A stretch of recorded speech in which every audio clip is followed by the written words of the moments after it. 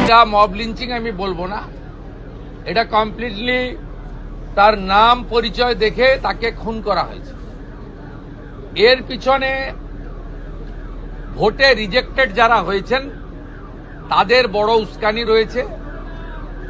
Radical মৌলবাদী গ্রুপও থাকতে পারেন, আমি উড়িয়ে দিচ্ছি না।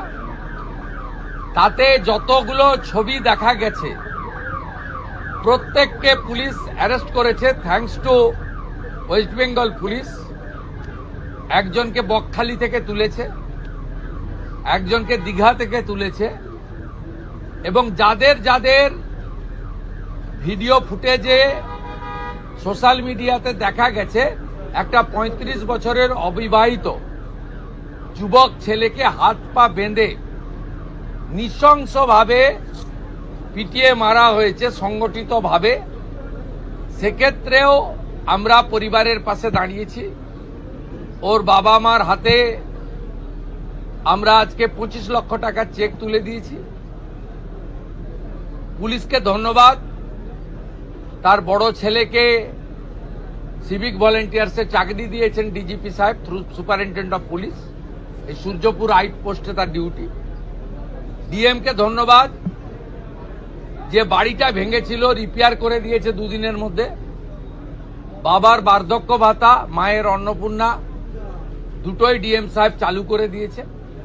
আমরা এই পরিবারের দায়িত্ব নিয়েছি। ইন্দ্রজিৎকে আমরা ফিরিয়ে দিতে পারবো না। ইন্দ্রজিতের প্রত্যেকটা খুনি সমানভাবে ওই একরত্তি ছোট্ট কন্যার খুনিরা, শারীরিক নির্যাতনকারীরা যেভাবে আমি কথা দিয়েছি কাস্টডি ট্রায়াল হবে, ইন্দ্রজিতের খুনিদেরও তাদেরও খুব চূড়ান্ত চরম ভারতীয় ন্যায় সংহিতাতে যে শাস্তি আছে পাবে। ওই নির্যাতিতার পরিবার, ওই ছোট্ট বাচ্চা মেয়েটির পরিবার আমার কাছে মঙ্গলবার দিন এসপি অফিসে অনুরোধ, আমি বলবো না, যুক্তিগ্রাহ্য একটা সাজেশন দিয়েছিল যে আমার তো আর আদরের কন্যা ফিরবে না, সূর্যপুরে একটা আউটপোস্ট বানান। এখনো ডেমোক্রেটিক হইতে দরকার রয়েছে।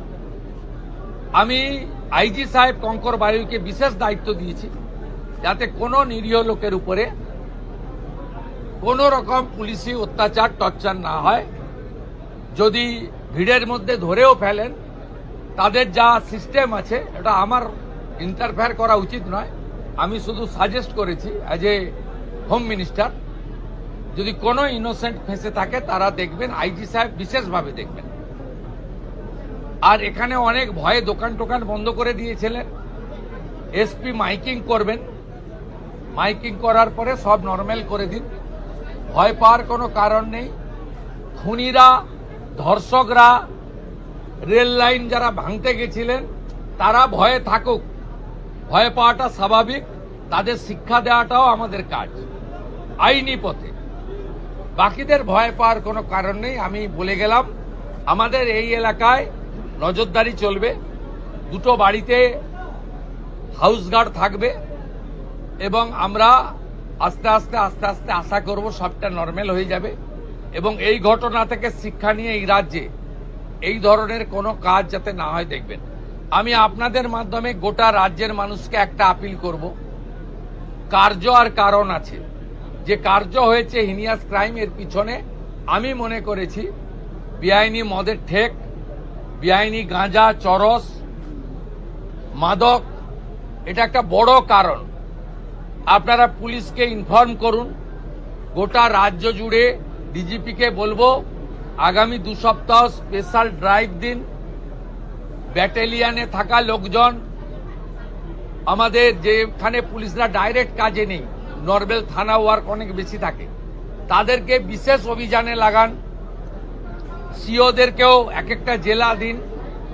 কমপ্লিটলি গোটা রাজ্যে যত বেআইনি মদের ঠেক, যত গাঁজা, চরস, বর্ডারে তো ধরছেন আপনারা, বেঙ্গল এসটিএফ তো rail station, bus stand recce করে ধরছে, প্রতিদিনই ধরছে।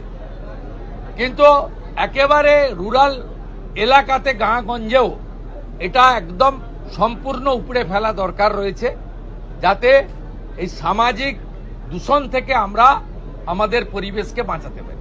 देखिए कुछ कुछ पॉलिटिकली रिजेक्टेड आदमी का तो इंस्टिगेशन है, रेडिकल फोर्स भी रह सकता है या कुछ अल्ट्रा लेफ्ट भी रह सकता है। ये पुलिस इन्वेस्टिगेशन कर रहा है। हम लोग जो सामने किया उनको तो उठा रहा हूं। पीछे से जो लोग मोबाइल फोन में भड़काने का काम किया है, मैसेज करके भड़काने का काम किया है, पुलिस जब कोशिश कर रहा था भाई शांत रहिए कार्रवाई होगा, तब जो भड़काने का यहां किया तो दूसरे एरिया में किया। सेंट्रल पैरामिलिट्री फोर्स के ऊपर पत्थरबाजी किया, कॉमन पुलिस कांस्टेबल के ऊपर, लेडीज कांस्टेबल के ऊपर आक्रमण हुआ, रेल मार्ग पर इतना बड़ा बड़ा स्टील का बीम वो रेल लाइन के ऊपर देकर यहां बड़ा हादसा करने का साजिश था।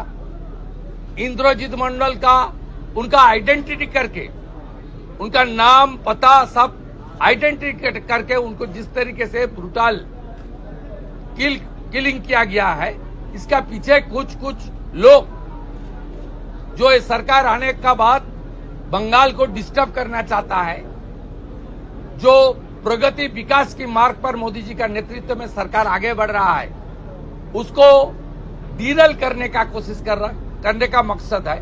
वो लोग को तो इन्वॉल्व है, पुलिस इन्वेस्टिगेट कर रहा है। पीछे से जो लोग भड़काने का काम किया वो जिस पार्टी का हो सकता है, उसको भी सबक सिखाने का काम विद इन बीएनएस के अंदर पुलिस करेगा। ये मेरा फुल डायरेक्शन है पुलिस का। पुलिस को इस बारे में पूरा छूट दिया गया है। जो फाइंडिंग्स पुलिस को मिलेगा वो पुलिस के अंदर काम करेगा। यहाँ बहुत senior police officer, ADG, IG, DIG सब लोग हैं। दूसरा डिस्ट्रिक्ट से एसपी लेवल का पुलिस ऑफिसर भी है। They are very competent enough under the able leadership of the DGP. मेरा पूरा कॉन्फिडेंस है ये लोग अच्छा करेगा। एक मैसेज जाएगा, इस तरीके से कार्रवाई आने वाला दिन में कोई नहीं करेगा।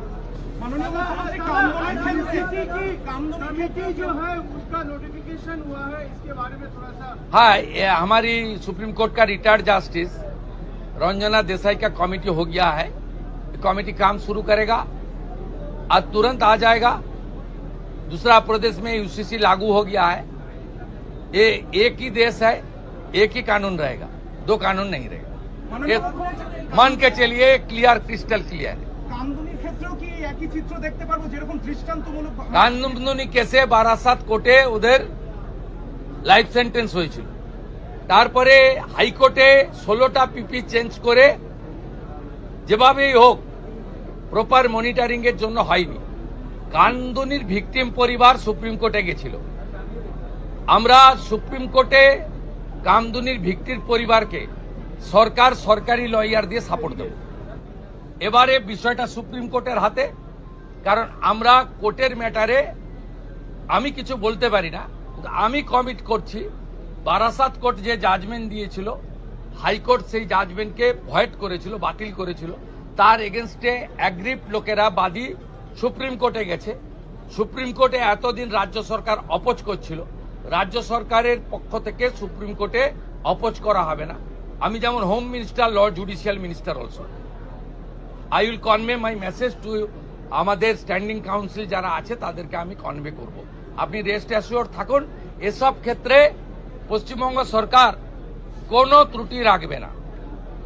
ছোট ঘটনাও বলবে না, লাভ অ্যাফার্সও বলবে না, মহিলাটা অন্তঃসত্ত্বাও বলবে না, 10 লক্ষ তো দেওয়া যেতেই পারে, এই ধরনের কথা এই সরকার বলবে না। এটা রেস্ট অ্যাসিওর থাকুন।